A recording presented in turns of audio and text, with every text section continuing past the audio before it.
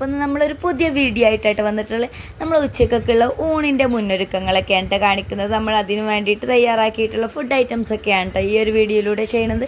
അപ്പോൾ നമുക്ക് എന്തൊക്കെയാണുള്ളതെന്ന് നിങ്ങൾക്ക് കാണുമ്പോൾ തന്നെ അറിയാം.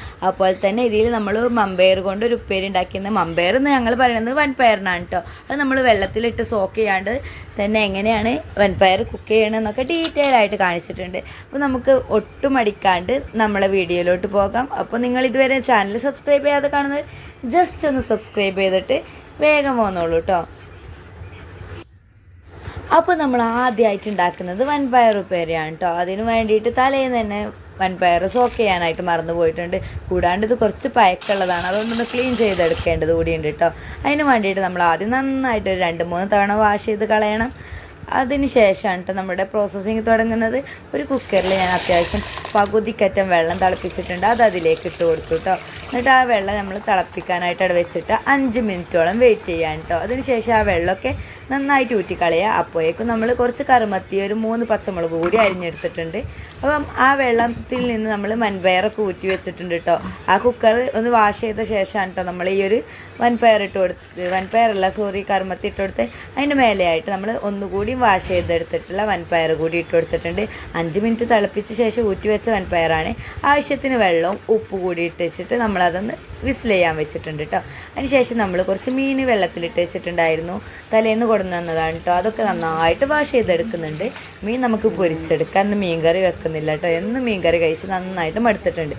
നല്ല ഏതൊരു മീനാണ്, എനിക്ക് പേരൊന്നും അറിയില്ല. അപ്പോൾ അതിന് വേണ്ടിയിട്ട് മസാല കൂട്ടാനായിട്ട് മുളകും പൊടി 2 ടീസ്പൂണ്, പെരുംജീരകപ്പൊടി 1/2 ടീസ്പൂൺ, 1 ടീസ്പൂൺ മഞ്ഞൾപ്പൊടി, ഉപ്പ്, ജിഞ്ചർ ഗാർലിക് പേസ്റ്റ്, പുളിക്കായിട്ട് നമ്മൾ നാരങ്ങ നീര് കൂടിയാണ് ഇട്ട് കൊടുക്കുന്നത്. സാധാരണ ഞങ്ങൾ വിനിഗറാണ് ഒഴിക്കാറ്, വിനിഗർ കഴിഞ്ഞുകൊണ്ട് തന്നെ നാരങ്ങ നീര്. പക്ഷെ എനിക്ക് ബെസ്റ്റ് ഓപ്ഷനായിട്ട് തോന്നിയത് നാരങ്ങ നീരാണ് കേട്ടോ.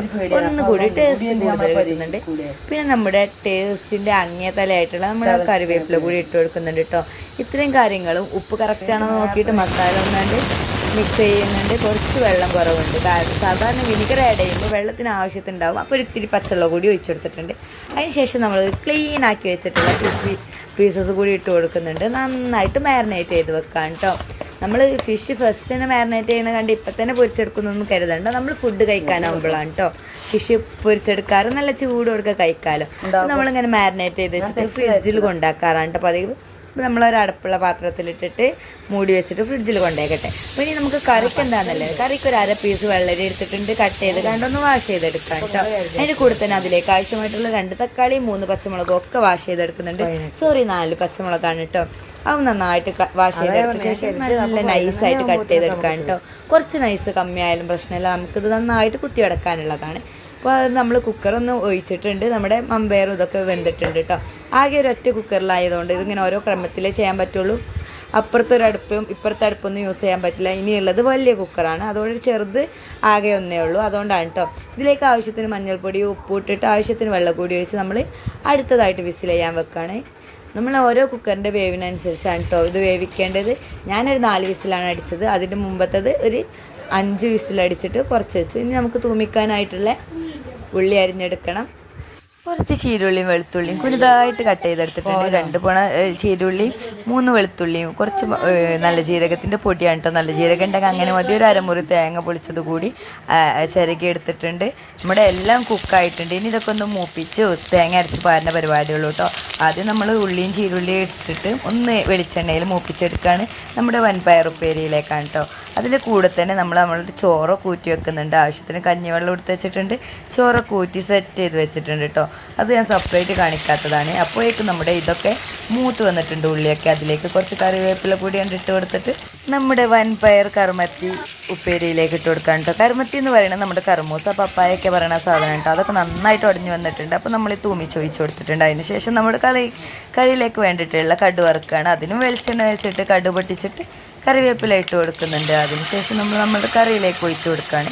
പക്ഷെ കറി ഞാൻ പിന്നീടാണ് കേട്ടോ തേങ്ങ അരച്ച് പാരുന്നത്. എന്താണെന്ന് വെച്ചാൽ ഒരു എളുപ്പപ്പണി കാണിച്ചതാണ്. വേറെ പാത്രം ഷിഫ്റ്റ് ചെയ്യേണ്ട വിചാരിച്ചിട്ട് ആ ഒരു ഇതിലേക്ക് കറിയാണ്ട് ഒഴിച്ച് കൊടുത്തിട്ട് അതിന് ശേഷം നമ്മൾ തേങ്ങ അരച്ച് പാർന്നിട്ടുണ്ട്.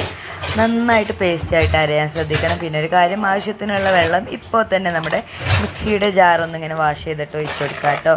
ഈ ഫോട്ടോയിലാവുമ്പോൾ ഒരിത്തിരി മഞ്ഞ കളർ കുറവുണ്ട്, പക്ഷേ എക്സാക്ട്ലി ഇത് നല്ല മഞ്ഞ കളറാണ് കേട്ടോ. എനിക്കിഷ്ടമാണ് ഈ നല്ലയിരത്തിൻ്റെ ഫ്ലേവറുള്ള തേങ്ങരച്ച കറി. നിങ്ങൾക്കൊക്കെ ഇഷ്ടമാണ്. അപ്പോൾ ജസ്റ്റ് ഇതൊന്ന് തിളപ്പിച്ചെടുത്തിട്ട് മാറ്റിയെടുക്കുക. ഇനി നമുക്ക് പപ്പടം കൂടി പൊരിച്ചെടുക്കാം. നമ്മൾ പപ്പടം പൊരിച്ചെടുക്കുന്നത് വെളിച്ചെണ്ണയിലല്ല, ഓയിലാണ് കേട്ടോ. നമ്മൾ അതിനും വേണ്ടി റിച്ചല്ല, അതല്ല നമ്മൾ വാങ്ങിയെടുക്കുന്ന വെളിച്ചെണ്ണ ആയതുകൊണ്ട് തന്നെ പപ്പടം ഫിഷൊക്കെ നമ്മൾ മിക്കപ്പോഴും ഓയിലാണ് കേട്ടോ പൊരിച്ചെടുക്കാറ്. ചില പ്രത്യേക ഒക്കേഷനിൽ മാത്രമേ വെളിച്ചെണ്ണ യൂസ് ആക്കാറുള്ളൂ. സംഭവം മുതലാവായിട്ടാണ്. അപ്പോൾ ഇനി നമ്മൾ ഓരോ പപ്പടമായിട്ട് പൊരിച്ചിട്ട് ഒരു പ്ലാസ്റ്റിക്കിൻ്റെ മൈക്രോവേവ് ഫ്രണ്ട്ലി ആയിട്ടുള്ള ഒരു ഡവറയിലാണ് ഇട്ട് വെക്കുന്നത്.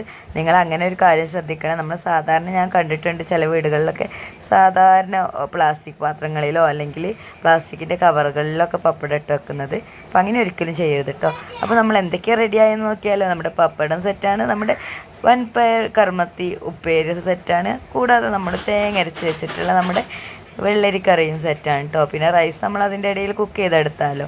ഇനി നമ്മൾ ഫിഷ് കൂടി പൊരിച്ചെടുക്കാണ്ട്, അത് കുറേ നേരം കഴിഞ്ഞിട്ടാണ് കേട്ടോ ചെയ്യുന്നത്. നമ്മൾ ചോറ് തിന്നാനായ നേരത്തിൻ്റെ ഒരു അരമണിക്കൂർ മുമ്പാണ് ഫിഷ് പൊരിച്ചെടുക്കുന്നത്.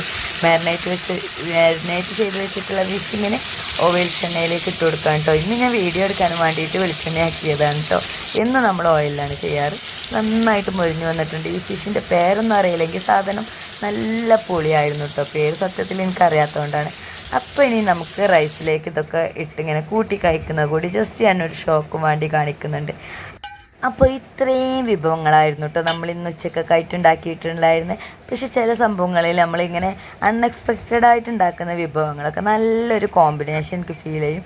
അതുപോലെ തന്നെയാണ് കേട്ടോ ഈ ഒരു മൂന്നും മിക്സാക്കി കഴിക്കുമ്പോൾ എനിക്ക് ഫീൽ ചെയ്തത് നല്ലൊരു കോമ്പിനേഷൻ ആയിരുന്നു. അപ്പോൾ നിങ്ങളിങ്ങനെയല്ല കറി ഉപ്പേരിയൊക്കെ വെക്കുന്നതെങ്കിൽ ജസ്റ്റ് ഇങ്ങനെയൊക്കെ ഒന്ന് ട്രൈ ചെയ്ത് നോക്കൂ. വൻപയറും സോക്ക് ചെയ്യാൻ മറന്നാൽ ഇനി ഇങ്ങനെയൊന്ന് കുക്ക് ചെയ്ത് നോക്കൂ കേട്ടോ. ഇത് ഞാൻ ജസ്റ്റ് ഒരു ട്രയൽ നോക്കിയതാണ് കേട്ടോ. ഇങ്ങനെ ഉച്ചക്കത്തെ വിഭവങ്ങളങ്ങനെ സെറ്റ് ചെയ്യണതൊരു വീഡിയോ ആയിട്ട് എടുക്കട്ടെ വിചാരിച്ച് കണ്ട് നമുക്ക് എങ്ങനെ അറിയിച്ചിട്ടുണ്ടെങ്കിൽ ഇനിയും ചെയ്യാമെന്ന് വിചാരിച്ചിട്ടാണ് കേട്ടോ.